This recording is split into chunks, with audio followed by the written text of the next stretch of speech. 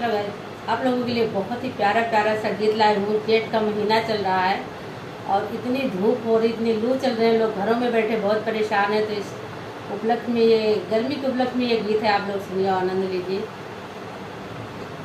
बहुत ही प्यारा गीत है, पूरा वीडियो देखना आप लोग, तो सुनिए गीत को।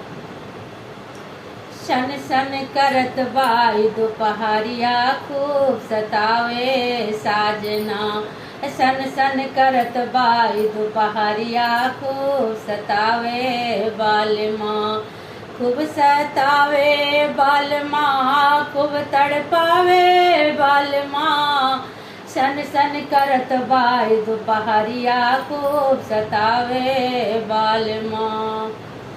जेठ के दोपहरी में मनवा बरवेला, कैसे हम बतलाई हो।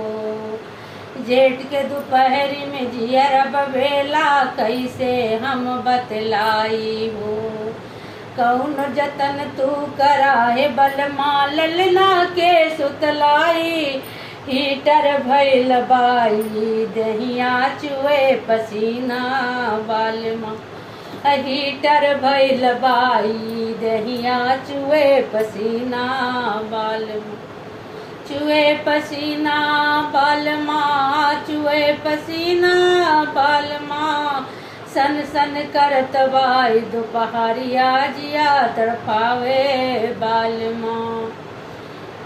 हीटर भइल बाई दहिया टप टप चुए पसीना, हीटर भइल बाई दहिया टप टप चुए पसीना।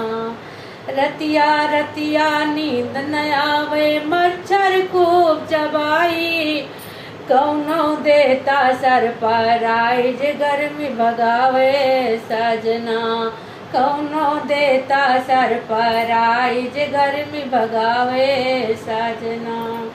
सन सन करत बाई दोपहरिया खूब सतावे सजना, सन सन करत बाई दोपहरिया खूब तड़पावे बालमा।